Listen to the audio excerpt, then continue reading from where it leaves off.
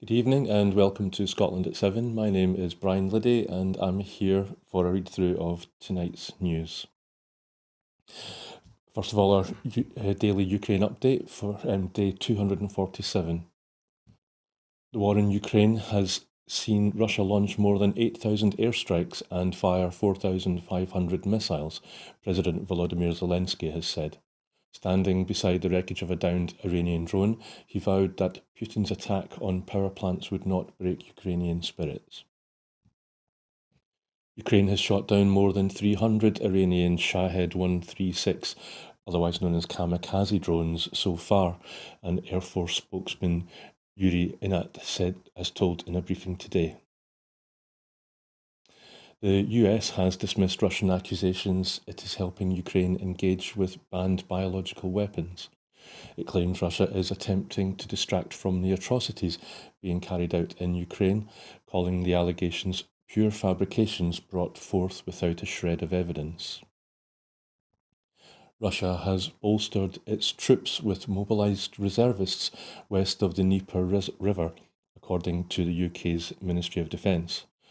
Over the past 6 weeks, its ground forces have transitioned into a defensive posture on the front line, likely due to being severely undermanned and poorly trained.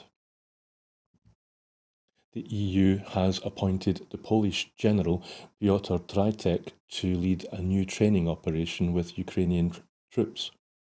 Trajtek, aged 51, was chosen by the bloc as part of its pledge to step up military support for Ukraine. President Vladimir Putin's first deputy chief of staff visited the Russian-held Ukrainian city of Kherson. Sergei Kiriyenko stopped at the ferry port where hundreds of people were being removed after a warning from authorities.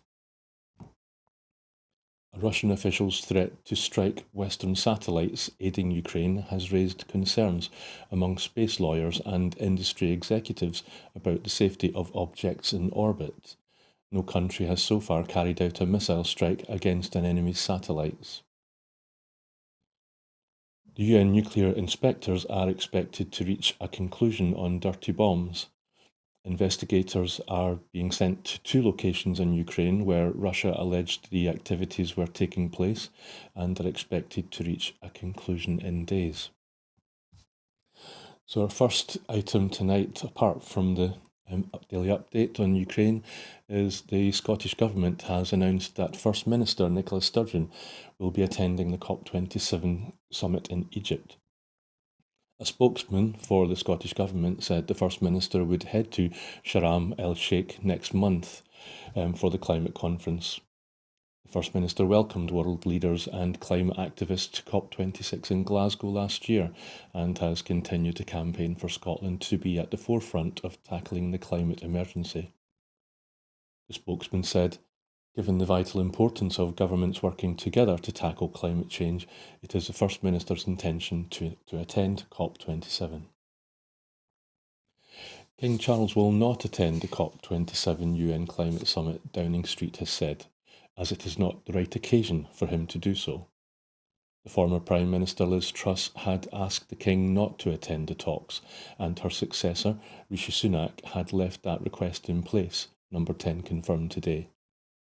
The monarch is passionate about the climate emergency, but according to Downing Street, it was unanimously agreed by Buckingham Palace and the government that the King would not attend. Downing Street said the absence of Sunak and the King did not mean environmental issues had slipped down the agenda because 3 cabinet ministers, the Foreign, Business and Environment Secretaries, would attend the summit. But hours before this announcement, the Environment Secretary, Therese Coffey, described the summit as just a gathering of people in Egypt.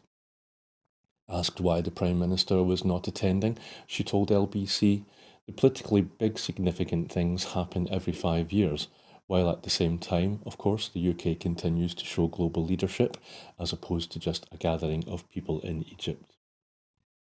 The Prime Minister has faced criticism for deciding to snub the talks because of other pressing domestic commitments.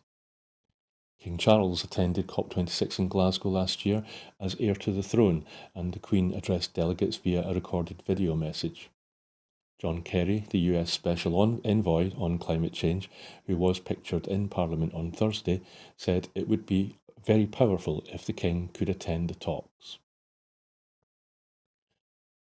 Analysis has found that a Norway-style windfall tax on energy companies could raise £33.3 billion extra by 2027, plugging a hole in the government finances and helping keep energy bills low. The environmental think tank Green Alliance say the Chancellor should increase the energy profits levy by 13 percentage points to 78%, which would match Norway's tax rate on North Sea oil and gas firms. Currently, the UK government has put an extra levy of 25% on the firms, on top of the existing 40% tax, bringing the total tax to 65%. Jeremy Hunt is considering extending the sunset clause in the energy profits levy by 2 years beyond 2025 as a result of the booming profits fossil fuel companies have been recording. Increasing it further to match Norway would raise an additional £6.6 billion a year until 2027, the think tank says, making up 17% of the £40 billion a year fiscal hole, or the equivalent to annual spending on policing and fire services. The think tank is also calling for the investment allowance for new oil and gas investment to be scrapped.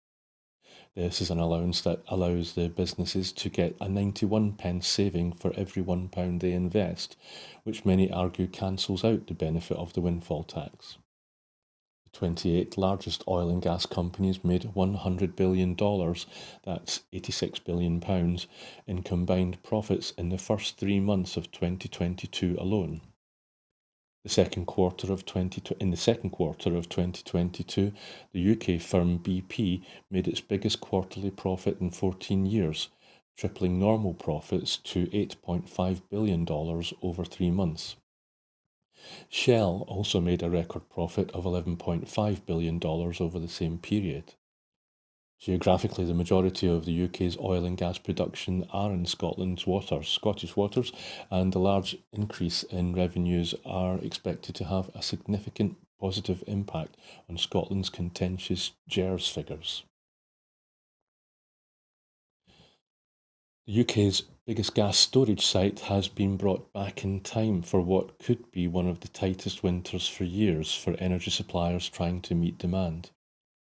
Centrica has said it had brought the rough gas storage facility in the North Sea back to 20% on its previous capacity. Even at only 1/5 capacity, it will be the UK's largest single gas storage site and will add about 50% to the amount of gas that the UK can store at any given time. The site was closed in 2017 when Centrica decided it did not make financial sense to pay for costly repairs, and the government refused to step in to help. But as gas prices have soared this year after Russia's invasion of Ukraine and its decision to cut supplies to Europe via its Nord Stream 1 pipeline, the company decided to reopen Rough. The winter ahead could be difficult for European households and businesses as the whole of the continent has to deal with a shut-off of Russian gas pipelines. For the first time in many years, National Grid has included scenarios in its outlook for the winter that include rolling electricity blackouts because there may not be enough gas for power stations to keep running as much as needed. Suella Braverman has said little in public since she was reinstated as Home Secretary on Tuesday. Her return to a Great Office of State, just 6 days after a security breach, has reignited an internal Tory row over propriety and political direction that could destabilise Rishi Sunak's premiership. The MP for Fareham has been avoiding microphones, cameras and 2 urgent questions in the House of Commons. On Wednesday, Braverman silently slipped out of the chamber to avoid taking part in a debate discussing whether she was fit for a return to office. She was taunted by Labour MPs. "Where are you going? Come back," said the Shadow Attorney General Emily Thornberry. Suella Braverman has been front page news for several days. Vicky Sue, as she has been nicknamed by the tabloids and her Conservative frenemies, was forced to quit as Home Secretary under the premiership of Liz Truss for leaking secret immigration plans while in charge of the nation's security. 4 Conservative MPs and a former Home Secretary have so far raised concerns over the security implications of having a Home Secretary who cannot keep secrets. Jake Berry, the Conservative Party chairman under Truss, claimed Braverman was responsible for multiple breaches of the ministerial code and confirmed that the Cabinet Secretary, Simon Case, had been deeply worried. Labour are calling on Rishi Sunak to clarify whether any of the information leaked by Suella Braverman included market-sensitive data which could have affected Office for Budget Responsibility forecasts. Amid further warnings that her reappointment was a mistake, Pat McFadden, a shadow Treasury Minister, said the Prime Minister needed to clarify urgently whether companies or individuals could have benefited financially from her security breach. A new poll shows a majority of people across the UK think leaving the EU has had a negative impact. The Ipsos Mori poll shows just 22% of people think Brexit has had a positive impact, compared to a majority of 51% who believe it has had a negative impact. The poll also shows 7 in 10 people, that's 69%, think the UK is heading in the wrong direction, compared to just 9% who think it is heading in the right direction. It comes as Keir Starmer and Angela Rayner used appearances on LBC and ITV Peston this week to rule out any return to the EU, single market or customs union, even if the Labour Party were to win the next general election. In August, a panel-based survey of 1,133 adults in Scotland for The Times found 69% of Scots want to rejoin the EU, up from 61% in January. Commenting, SNP Westminster leader Ian Blackford MP said, "Brexit has been a total disaster for Scotland and the UK. It has cost our economy billions of pounds, damaged trade, raised prices, squeezed household budgets, and sent the UK hurtling down a one-way street to long-term decline." He continued, "The fact is, the UK economic and cost of living crisis is here to stay with Brexit." With the Tories and Labour Party both signed up to this economic self-sabotage, independence is the only way to regain Scotland's place in Europe and get back on the path to prosperity. Young girls in the northern Indian state of Rajasthan are being sold as repayment for loans their parents cannot afford, the national body that protects human rights has said. The National Human Rights Commission has issued a notice to the state government demanding a police inquiry and answers within a month to what it called an abominable practice. People living in many rural areas in India often have to borrow money from fellow villagers when a family member falls seriously ill and needs medical treatment. Local media reports say that in half a dozen districts around Bhilwara, if a family cannot repay a loan, the aggrieved creditor has complained to the caste panchayats or caste councils. By way of settlement, the councils have ordered the family to hand over their daughter, sometimes more than one, depending on the size of the loan, so that the creditor can sell her to a trafficker to recoup his money.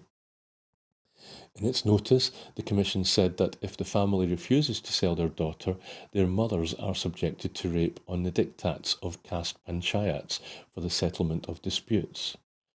Among the cases highlighted by the Commission is that of a man who borrowed 1.5 million rupees, that's about £15,800, from a neighbour who was forced by the panchayat to sell his sister and 12-year-old daughter to settle the debt.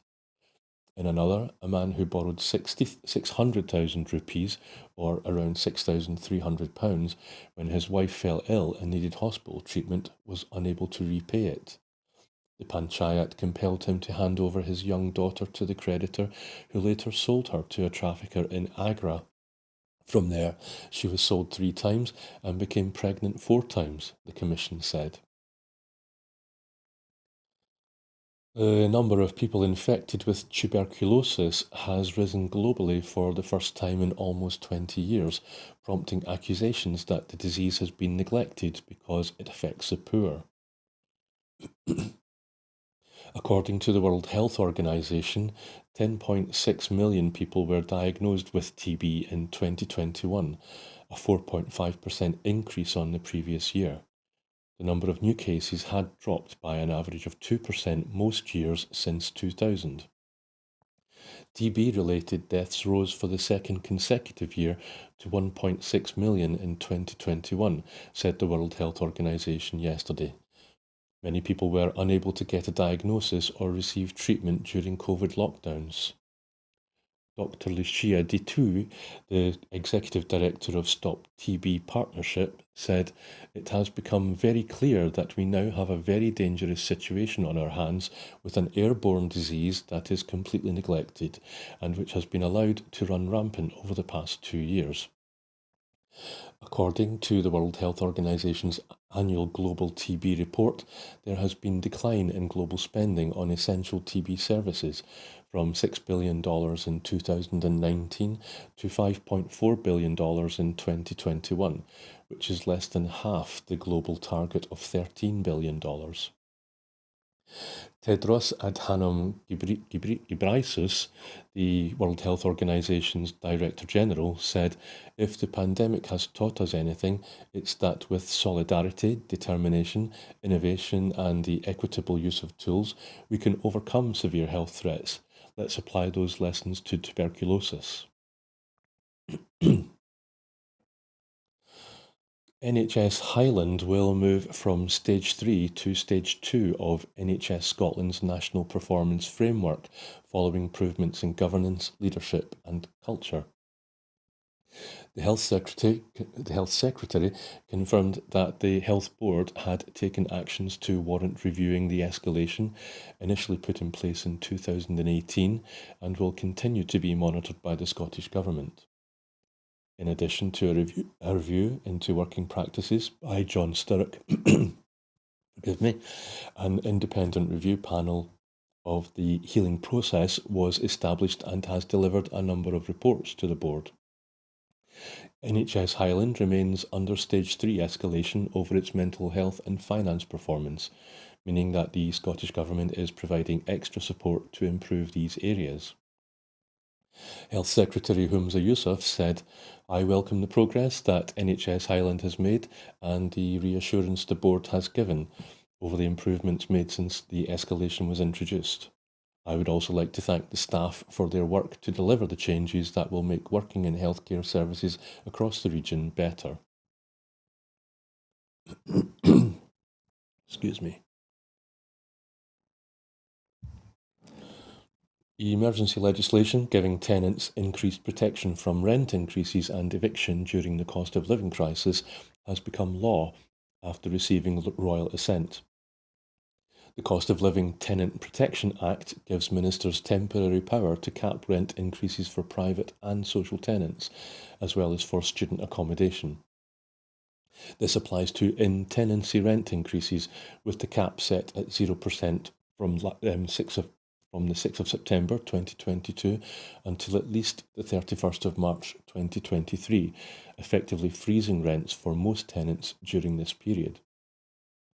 Enforcement of eviction actions resulting from the cost crisis are prevented over the same period, except in a number of specified circumstances, and damages for unlawful evictions have been increased to a maximum of 36 months' worth of rent. Tenants' Rights Minister Patrick Harvey said, "Many people who rent their homes are facing real difficulties as a result of the cost of living crisis. While bills are rising for all of us, many tenants are more exposed as they are more likely to be on low incomes or living in poverty than other people." These measures, he went on to say, these measures aim to give tenants greater confidence about their housing costs and the security of a stable home. Organisations across Scotland have put in place a series of measures to protect communities from the effects of severe weather ahead of the winter. It follows a review of the Storm Arwen response published in January 2022, which set out 15 recommendations for the Scottish Government and its partners. A report published today updates on progress since then, with a range of improvements put in place ahead of the winter. These include a full weather a full winter readiness exercise carried out by emergency responders across every area in Scotland by the end of November, a new online hearing and training hub to help individuals, community groups, and the voluntary sector to prepare, respond, and recover from emergencies, the development of a new process to monitor and evaluate Scotland's resilience system annually to identify and resolve issues quickly and effectively, and finally, increased integration and engagement with the voluntary sector and expansion of local directories of assets and capabilities to support resilience activity. Cabinet Secretary for Justice and Veterans Keith Brown said, "The Scottish Government committed to a full review of the circumstances of Storm Arwen, and this report demonstrates clearly the range of work that is underway to ensure that lessons are learned." He continued, "Our responder community, including our blue light services and our local authorities, will put these recommendations in place, and we will support them to ensure our resilience arrangements continue to strengthen to protect communities." Excuse me.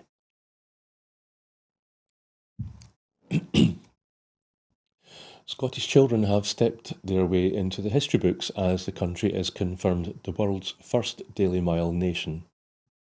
Around 187,000 school children in all of Scotland's local authority areas are getting active for at least 15 minutes a day, meeting the criteria agreed with the Daily Mile Foundation. More than half of primary schools are now signed up to the Daily Mile. The initiative is proven to improve the well-being of children across the country as part of wider efforts to improve overall health and reduce the pressure on the NHS over winter. It was started by former head teacher Elaine Wiley of St Ninian's Primary School in Stirling in 2012 and has grown every year, extending beyond schools into communities and workplaces and encouraging more people in Scotland to get on the move. The Scottish Football Association is backing the initiative, using its extensive network of community clubs to promote the role of physical activity in health and well-being. Public Health Minister Mary Todd said, "We want Scotland to become a nation where more people are more active more often. The benefits of instilling these habits early are plain to see. Children will see the joy of walking, running, or wheeling, which will boost their health in the long term and reduce the strain on our NHS." She continued, "I try to do a daily mile whenever I can, and there is no doubt I always feel better for it. I consider this initiative to be one of Scotland's best exports. Building on our success, other home nations and countries around the world are now embracing the Daily Mile initiative. Scotland continues to lead the way on a global scale." Well, that's it for this evening, but before I go, I just want to remind you that at Broadcasting Scotland, we depend on the generosity of our supporters. So, to everyone who has donated and to everyone who has signed up to make a regular monthly payment, thank you very much. Our programmes will always be free to view. However, if you can afford £5 per month, please consider becoming a Broadcasting Scotland supporter. We have set ourselves a target of adding 10,000 new subscribers to enable us to employ staff to make more programmes. So, good night and thank you for watching.